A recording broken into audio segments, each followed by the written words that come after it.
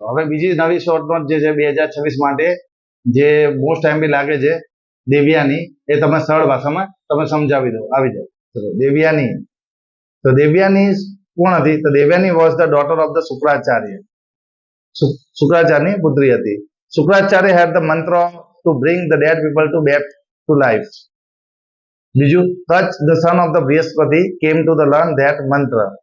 શુક્રાચાર્ય પાસે એવો મંત્ર હતો તે જે પોતાનું સજીવન કરી શકે કોઈ પણ વ્યક્તિને, અને કચ્છ જે છે તે બૃહસ્પતિનો પુત્ર હતો, એના આ મંત્ર શીખવો હતો. આ 3 પોઈન્ટ તમારે કવર કરવાના.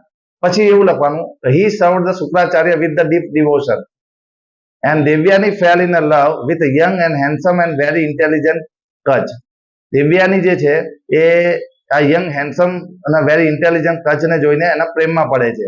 ધે બોથ વુડ વોન્ડર, બંને જોડે ફરે છે, ગીતો ગાય છે, ડાન્સ ટુગેધર ઇન જંગલ. વેન એવર અસુર કિલ્ડ, જ્યારે જ્યારે એને અસુર દ્વારા એના કચ્છને મારવામાં આવે છે, Devyani saved him with the help of her father, એના ફાધર દ્વારા એને બચાવી લેવામાં આવે છે. તો દેવ્યાની કેમ બચાવે છે એનું કારણ અહીંયા લખવાનું.